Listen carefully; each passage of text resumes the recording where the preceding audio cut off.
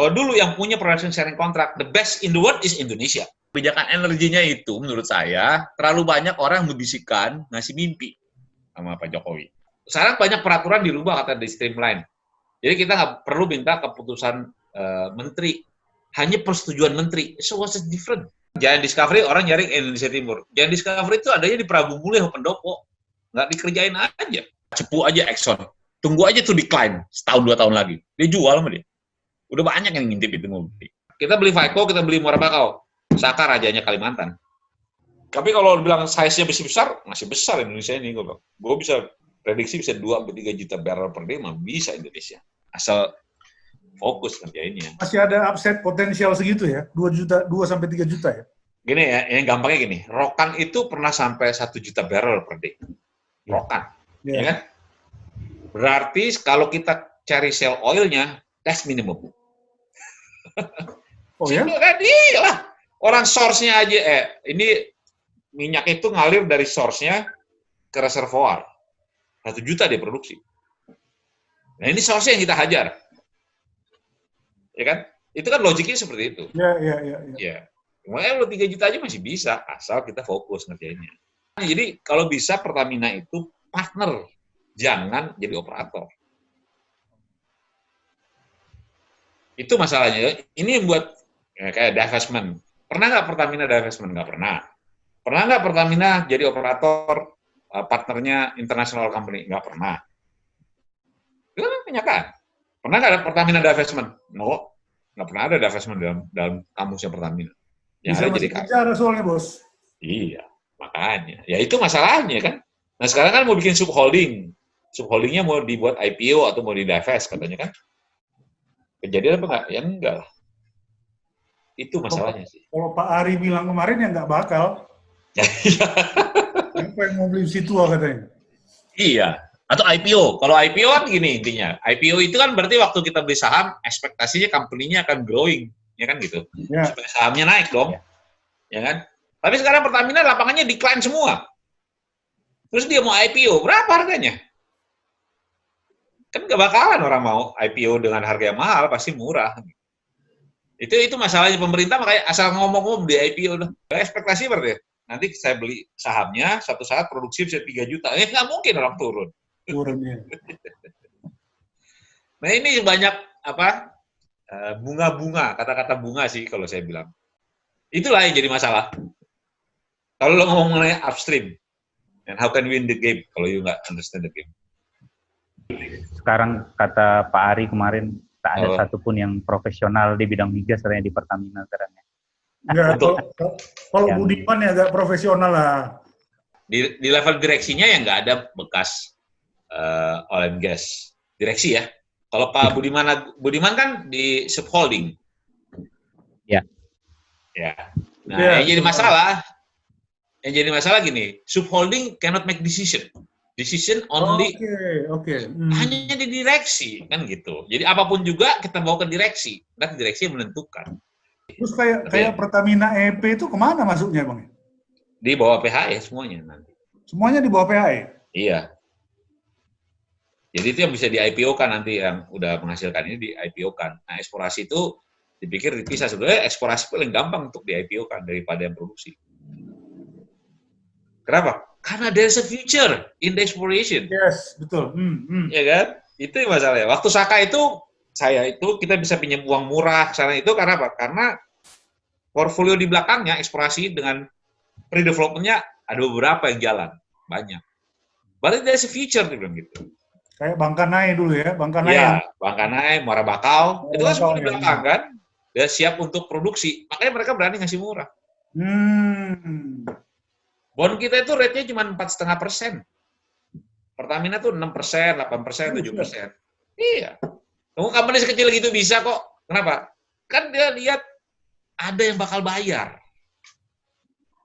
Kan ini ada development dengan partner internasional. Ya jadilah ini nanti dapat uang, bayarlah semuanya kan gitu. Itu kan asumsinya sih yang ngasih pinjam. Ya. Nah, ini yang harus kita mainkan, kita sebagai yang punya uang mau ngasih uang ke Pertamina kan begitu. Ini company mau jadi apa ntarnya kan gitu. Itu masalahnya yang menurut saya yang mereka nggak ngelihatnya seperti itu. Kalau mereka ngelihat seperti itu beda, bisa digedein Pertamina. Malah yang udah decline itu dibuang dari portfolionya. Oke, itu sebabnya kenapa MEP companies ini kalau dia sudah mulai decline, dia buang ya. Iya. Because it is all about prospect and future ya. Iya. What is the future kan gitu. Ya. Semua lah kita what is the future kan gitu. Kalau saya sih jadi PH itu saya buang dulu tuh yang decline-nya, suruh dibuat manis, kita eksplorasi di dalam decline field tadi sampai ketemu ada future-nya, baru kita IPO kan. Gitu. Jadi kan beda konsepnya. Gini, Saudi Aramco when go to IPO, they're selling the future kan gitu. The future of Saudi Aramco adalah produksi gue bisa sekian, ini bisa gue tutup, ini bisa ini. Jadi waktu dia beli, kan produksi berapa? 10 juta, oke. Wah, nanti bisa jadi 12 juta nih katanya. Dilihat energi dunia seperti apa. Oh, mungkin. Ramai jadi pembelinya kan. Iya. Ya, dana pensiun pada beli, institution pada beli. Itu loh, lihat konsepnya. Jangan dibalik. Jangan sekarang. Nggak ada yang mau beli lah. Itu Saka itu gimana loh, ceritanya saya beli yang di Amerika tuh Pak, di Vaskan. Jadi gini, ya, kita beli yang di Vasken itu ceritanya begini. Waktu itu saya pergi sama Bu Evita, waktu itu Dirjen Migas. Ibu Evita itu salah satu inisiatornya untuk CBM. Nah, waktu ke sana itu dia nanya mengenai teknologi apa mengenai CBM. Kita karena government to government banyaklah mereka tuh mengenai ngomong CBM. Setiap ngomong CBM mereka bilang udah CBM udah mati gitu. Kita ngomong shale gas aja. Karena mereka udah start producing shale gas at the time. Makanya saya kenal mereka, kita ngobrol mereka, shale gas. Oh ya, saya lihat, wah, ya benar future-nya emang shale gas. Nah, kita beli itu untuk belajar di Indonesia. Kita beli itu untuk supaya saya mau bawa drilling team-nya itu untuk ngerjain FICO dulu. Karena mereka bisa murah, kerja aja dan efisien gitu. Saya bawa aja 5 orang, taruh di FICO, ngajarin yang di FICO, setahun, I can do that the same like whatever in Texas. That's the objective. Makanya kita beli FICO. Itu teknologinya. Nyambungnya gitu ya? Iya, itu teknologinya seperti itu. Sekarang kita, Saka punya digital machine learning and everything. Kita juga pakai itu. Kita mau pakai orang Saka yang cuma sedikit itu, run FICO. Pakai artificial intelligence, machine learning itu. Tujuannya ke sana. Ya udah roadmap-nya. Kenapa kita ambil FICO, kita ambil. Intinya sih seperti itu. Kita nggak mungkin bilang orang itu ke sini terus transfer teknologi, nggak bisa. Yang ada kita harus beli teknologinya. Kita harus jadi partner sana, bisa nentuin. Saya mau lihat ini, saya akan invest kalau teknologinya kasih ke kita. Dikasih kan sama kita. Nah, kita partner di sana. Oke. So what's the technology? This one. Gimana teknologi? Let me see kan gitu. And I will put my money. Kalau sekarang enggak, Chevron punya teknologi. Chevron mau keluar, teknologi mau dibawa. Pertamina, oh enggak, itu punya Indonesia. Enggak, itu punya Chevron. Iya, betul. Iya kan? Ini kan konsepnya begitu. We buying teknologi, dia yang buat kok. Tapi karena dia bilang, dia nggak punya uang, saya ada nih. Oh, kasih dong teknologinya. Kasih sama dia, kita. Itu yang harusnya dilakukan. Kalau kita keluar negeri, jangan pernah kita jadi operator. Kalau mau jadi partner. Petronas kan begitu di mana-mana. Nah, teknologinya lo bisa beli, gitu. Gue invest kalau lo kasih gue teknologinya kan gitu. Coba kasih tahu rahasianya apa sih? Oh ini, oh ya kita copy lah, gitu. Kalau kita nggak bisa beli ya kita copy lah. Ya, betul. Nah, itu baru mereka disclose. Persoalannya apa sih? Kenapa pemerintah itu tidak bisa menawarkan prospek-prospek giant? Karena kan sebetulnya kita masih punya banyak sekali prospek mungkin di Indonesia Timur, di deeper water, ya, more remote place. Gini, Indonesia Timur kita bilang semuanya besar, bagus gitu. Tapi kan gini, apakah national oil company kita melakukan pengeboran di sana? Kan enggak. Ya, harusnya kita sebagai national company atau Pertamina atau siapa itu melakukan pengeboran dulu di sana. Resultnya discovery or not discovery, for geologists every exploration well is a discovery. Ada data baru. Data baru itulah yang akan dipakai nanti sama giant-giant company tadi untuk mulai melakukan pengeboran di sana. Tapi kalau mereka aja, kita yang punya negara kita nggak pernah ngebor di sana, lo kok kita ngarepin orang lain ngebor di sana? Itu mereka juga nggak mau jadinya. Jadi kita lihat action dari kita sendiri, kita mau melakukan nggak di sana, ngeboran di sana. Dulu waktu saya di Sakak, kita tuh punya 2 lapangan blok di mana di Indonesia Timur yang kita mau lakukan. Deep water. How can I know deep water? I don't know. But itu attract many investor. Just talk to us. Can we partner with you in that block in Indonesia Timur? Gitu. Itu aja. Jadi kasih signal juga ke investor. Kalau kita mau invest di Indonesia Timur, kalau kita aja nggak mau, kok nyuruh orang? Kan nggak mungkin lah. Ini kan nggak ada signalnya.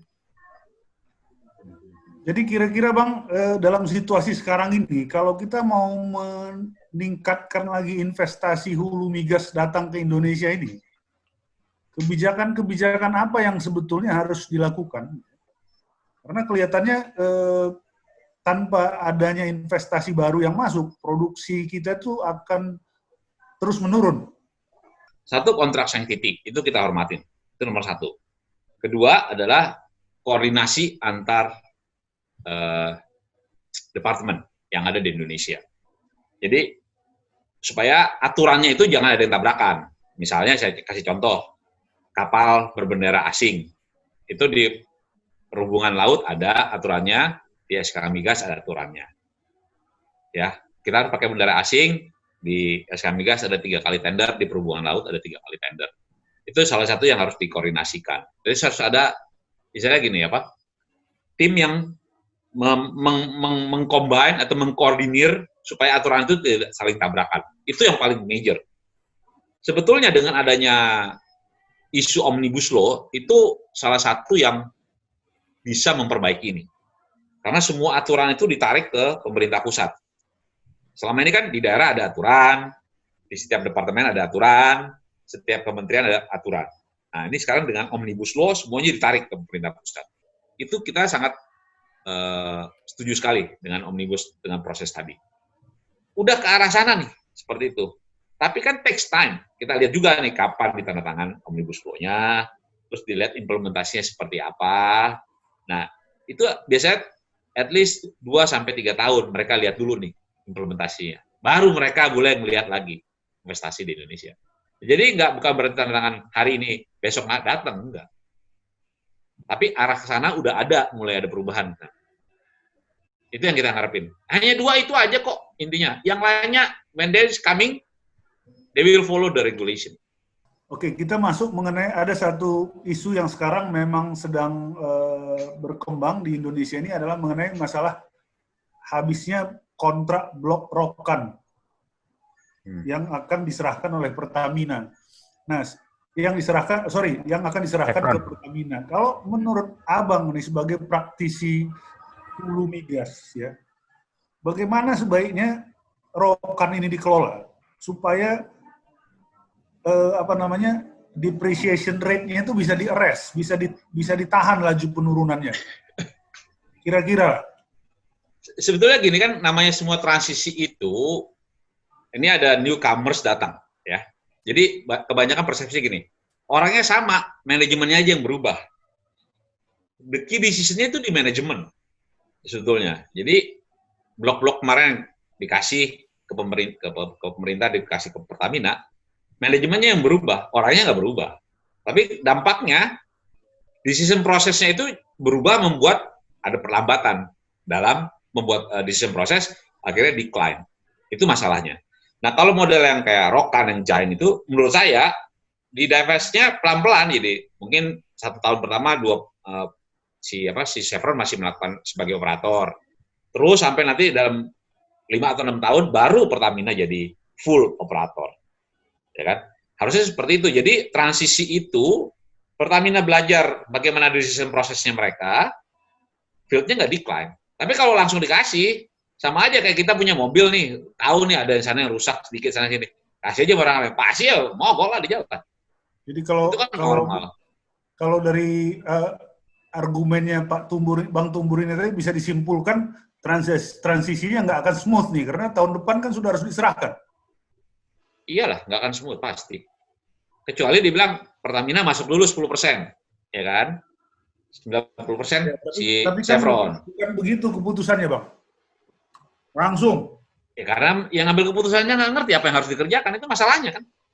Kan nggak bisa langsung, kalau kita aja coba kita punya rumah kasih ke orang langsung ya berantakan lah semua. Tapi kalau ada progresifnya, contohnya saya kasih gampang nih, Freeport lah. Freeport kan 49% masih Freeport. Operatornya siapa? Freeport. Kita 51%. Kontrolnya mana? Di kita kan. Tapi kan operationnya nggak berkurang, tetap sebagai Freeport 49. Itu udah contoh yang bagus. Jadi menurut Bang Tumpu, Freeport itu adalah contoh yang bagus dari sinergi dan transisi ya. Iya. Bahwa kita mengkontrol secara equity-nya, tapi operatornya nggak berubah kan, tetap mereka melakukan. Kita sharing cost segala ya iyalah pasti. Itu menurut saya sih yang paling bagus yang ada di Indonesia ini. Berarti kemungkinan Pertamina juga masuk dalam sisa 1 tahun ini nggak akan bisa ya? Nggak akan boleh masuk. Kan dia punya haknya sampai 2021. Siapapun juga nggak bisa masuk. Bakal jeblok. Kecuali saya bilang tadi, Pertamina beli dulu 10% atau 20%. Baru dia punya say untuk operation-nya. Kan karena taruh cash call kan. Risknya kan dibagi. Tapi kalau dia bilang nanti tanggal 2021, ya tunggu aja 2021. Dengan segala bunga-bunganya Chevron nggak akan pernah dikasih. Orang masuk, paling ngeliat data semua juga bisa ngeliat data. Nggak, kan ada pemikiran kemarin pemerintah, ya Chevron mengebor tapi duitnya Pertamina. Ada yang seperti itu. Model liability siapa pegang? It's not about the money, it's about the liability.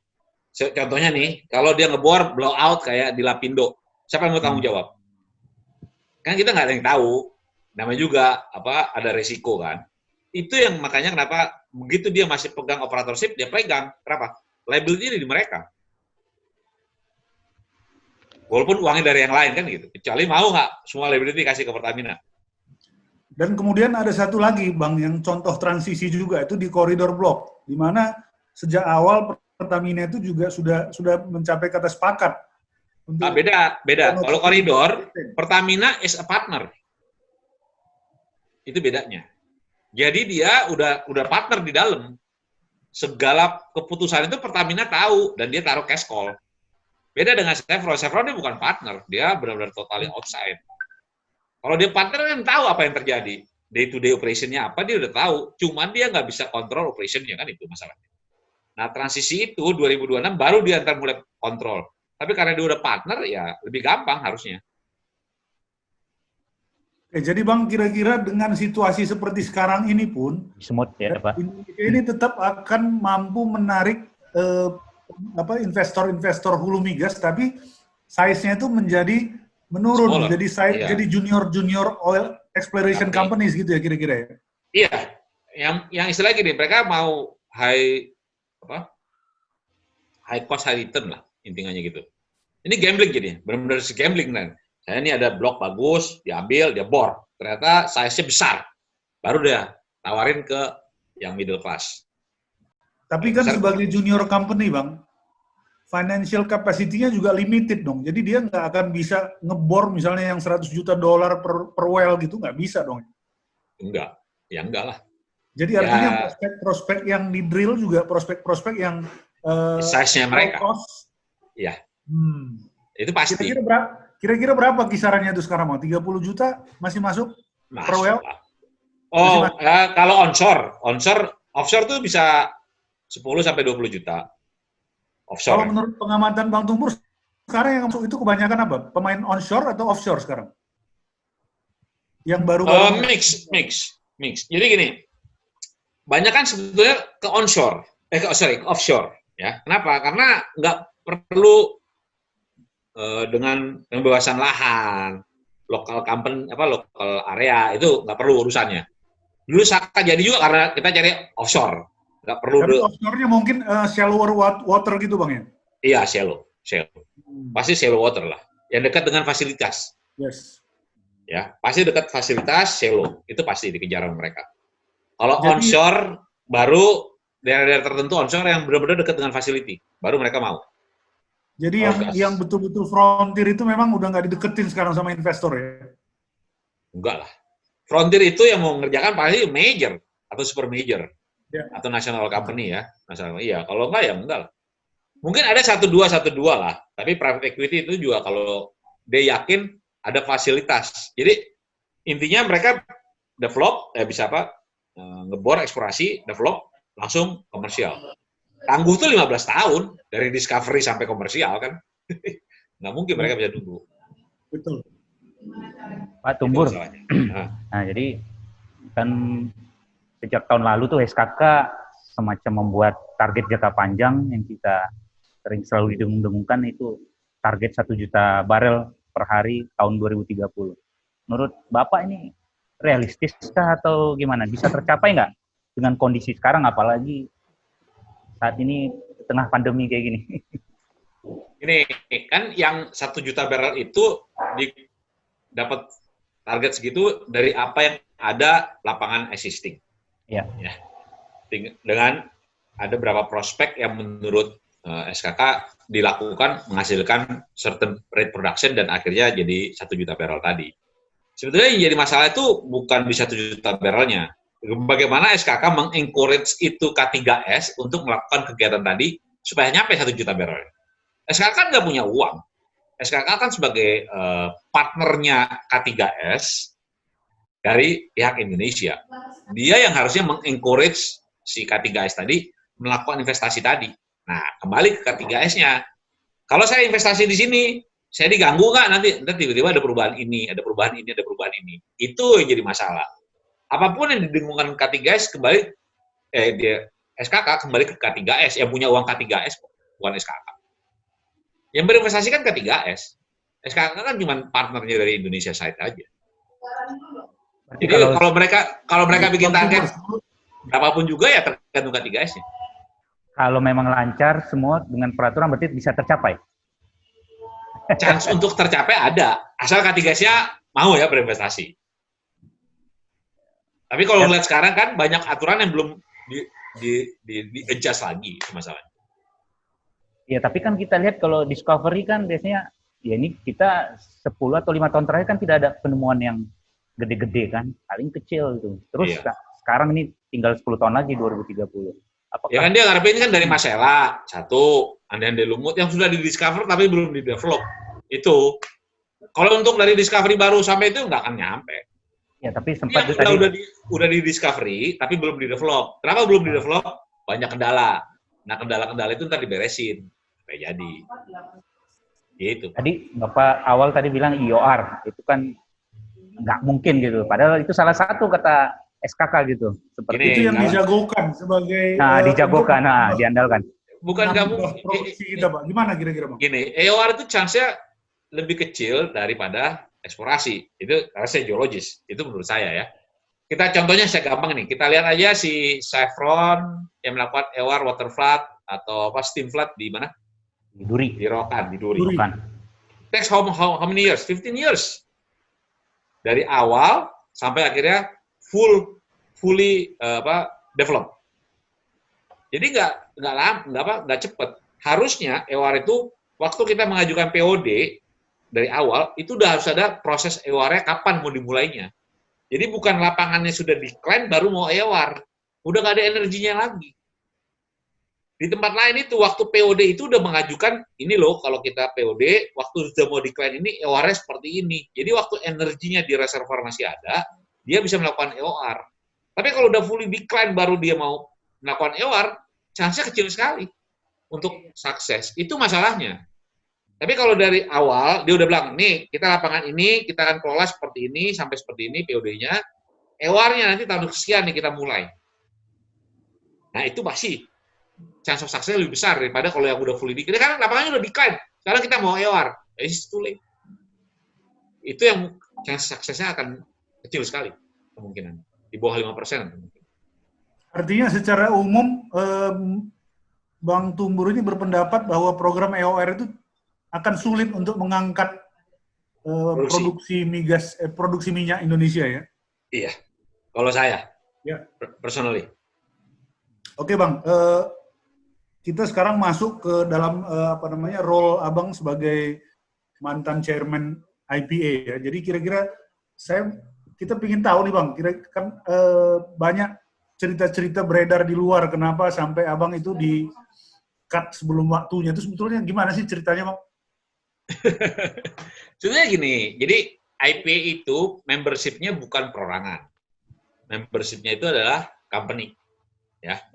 Jadi yang di board itu dipilihnya berdasarkan company mana mau dipilih di dalam board. Baru di board itu menentukan who is the president of IPA.